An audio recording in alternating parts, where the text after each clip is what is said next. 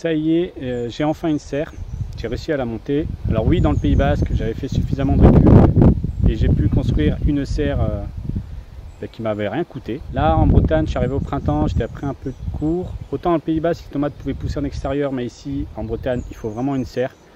Donc je me suis rabattu sur des serres un peu bas de gamme, mais quand même assez grandes, parce que 18 mètres carrés, hein, c'est pas la petite serre de balcon de chez Lidl ou autre. Il y a quelques erreurs courantes que beaucoup font, et ce qui fait que ces serres justement un peu bas de gamme durent 6 mois, 1 an, et après sont fichues.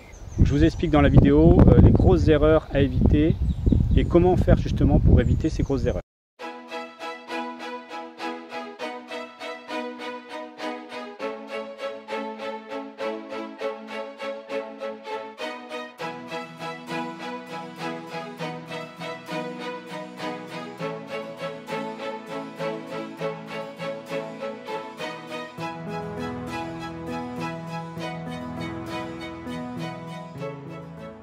Concernant la serre, je vais être complètement transparent avec vous.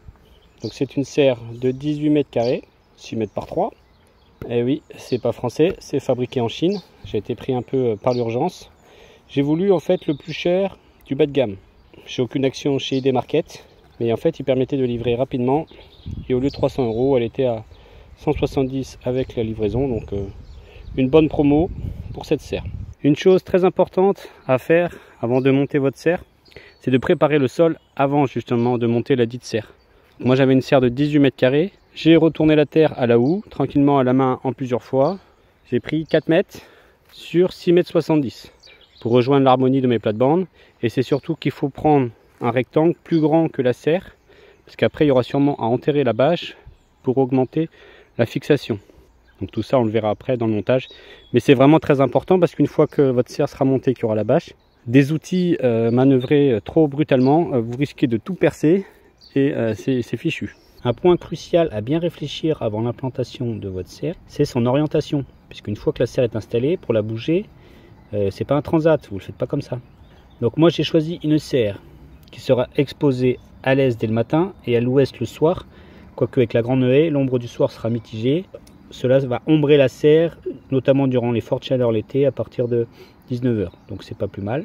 Je n'ai pas voulu la mettre plein sud, justement pour que, comme c'est une région un peu fraîche la Bretagne, dès le matin le soleil réchauffe la serre. Donc après c'est vos choix qui doivent être faits en fonction de votre terrain, mais réfléchissez bien à l'orientation de votre serre. Pour le montage ça a l'air relativement facile, il n'y a que 3 dessins pour expliquer le montage intégral.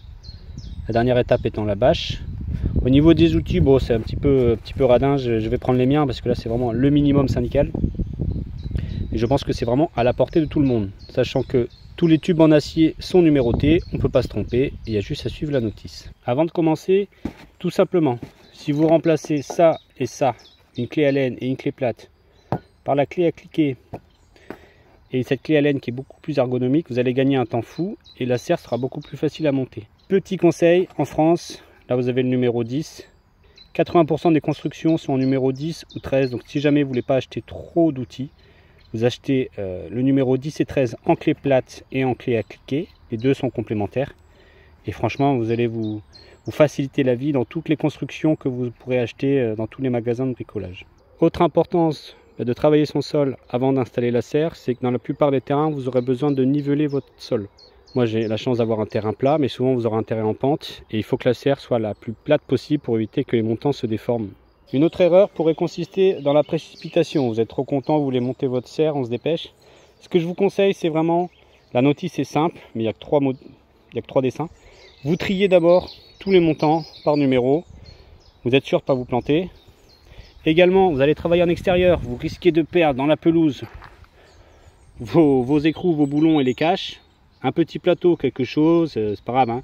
Prenez ce que vous avez sous la main, mais on ne perd pas les outils. On travaille plus efficacement. Et on perd entre guillemets 5 minutes au départ pour bien trier tous les poteaux. On vérifie la marchandise et après on peut y aller. Reculez pour mieux sauter. Vous perdez un peu de temps au départ et après ça sera plus facile pour la mise en route. Ça y est, la base de la serre est en place. Ne vous inquiétez pas si vous n'êtes pas parfaitement droit sur ce genre de serre, hein, c'est toujours l'ensemble qui tient le tout. Il faut juste respecter les numéros. Puis après c'est un écrou, un boulon. Je vous conseille de serrer correctement, mais pas de trop.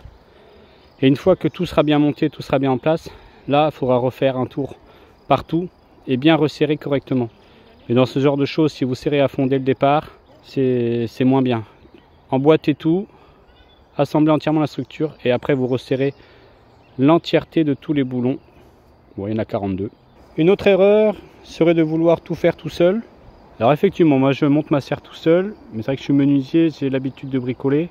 Mais quand vous achetez des choses un peu, pas forcément premier prix, mais un peu low cost, qui viennent de Chine, c'est pas cher, mais il faut tout se débrouiller tout seul. Donc je vous conseille fortement d'être deux.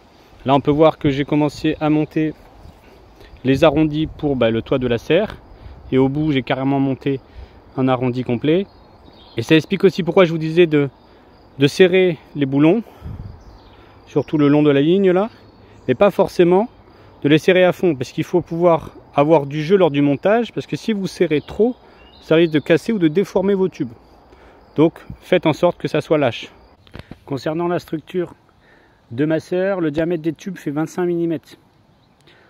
Donc idéalement 32 c'est pas mal, ça commence à être du semi-pro, mais dans les serres un peu bas de gamme, 25 c'est un peu le haut de gamme justement. Souvent vous avez 19, même parfois un peu moins, je vous le déconseille fortement. 19 mm c'est vraiment trop peu, surtout si vous avez de la neige ou des feuilles mortes et tout, ou du vent, ça va vite se déformer. Donc 25 mm c'est vraiment le minimum. Et évidemment, après plus vous montez en diamètre de tube et plus la serre sera chère.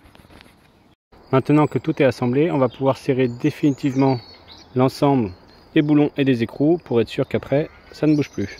On arrive encore à un point crucial pour la serre. C'est serre premier prix. Ce que j'ai fait pour me renseigner, c'est que j'ai regardé les commentaires. Et souvent il y a marqué « Oui, au premier vent, j'ai retrouvé la serre chez mon voisin ». Alors déjà la serre, vous essayez de l'abriter du vent dominant. Moi ma serre, je l'ai adossée, pour ceux qui ont vu les vidéos, à cette grande haie qui est plein ouest. En Bretagne, ce sont les vents dominants. Par contre, on voit bien qu'effectivement, ça a l'air un peu léger. Ces piquets de tente là, on dirait c'est les mêmes sardines que pour les tentes Quechua Décathlon. Je pense qu'effectivement, comme je ne vais pas dormir dans ma serre et qu'il n'y a pas de tapis de sol, s'il y a du vent, elle va s'envoler. Bon, on essaye d'être un peu plus intelligent que les Chinois. Et j'ai récupéré voilà, de la ferraille sur un échantier. On les tord et ça vous fait des piquets à enfoncer. Des sardines de tente là. Voilà, j'en ai une, elle fait 80 cm. Pas obligé de prendre aussi grande, hein, je vais les recouper. Et d'autres déjà qui font 40, qui sont plus épaisses. Et puis qui pourront attacher solidement l'armature de toute la serre au sol. Et déjà, avant qu'elle s'envole, il faudra un peu de temps. Évidemment, on le fait avant de mettre la bâche. Sinon, on risque encore de l'abîmer en manœuvrant. Surtout de la ferraille qui peut être coupante. Bon voilà, c'est fait, c'est arrimé aux 4 angles. Je peux vous dire que là, sur 50 cm, ça bouge pas, ça maintient bien. J'en ai mis aussi aux intermédiaires dans la largeur et dans la longueur, ce qui fait que j'en ai 8. Et en plus, j'ai un sol un peu caouteux en profondeur, donc ça... Même à la massette, il fallait bien y aller pour que ça s'enfonce, donc c'est pas prêt de s'enlever. Pour éviter que la bâche se déchire par la suite, là, le fabricant a prévu ce genre de pastilles qu'on va aller pouvoir mettre là, dans les trous. Parce que comme la bâche va passer par-dessus, elle risque ici de se déchirer avec des frottements possibles avec le vent. Donc des petites pastilles en caoutchouc, donc ils ont quand même prévu quelque chose, c'est pas mal. Concernant la bâche, on est à 140 grammes par mètre carré. Donc effectivement, plus le grammage est élevé et plus votre bâche est résistante. Pareil, là aussi, c'est le haut de gamme du bas de gamme. Semi-pro, vous serez plutôt à 230 grand minimum et 280, etc. Ça peut monter à 400 grammes et plus par mètre carré. Quand vous avez vraiment de la bâche de pro ou de semi-pro. J'ai une porte et 6 ouvertures latérales pour une ventilation. Je conseille vraiment d'avoir 2 portes d'entrée et de sortie. C'est vraiment l'idéal si vous voulez vraiment bien ventiler votre serre, surtout si vous êtes dans le sud et qu'il fait très chaud. On se retrouve à l'intérieur de la serre. Finalement, l'escabeau n'a pas servi. Effectivement, c'est un peu léger au niveau des accroches. Là, il préconise de mettre ça sur votre poteau, des scratchs. Au niveau des pignons de la serre, c'est un nœud à faire. Donc c'est vrai que c'est pas ce qu'il y a de plus solide au monde.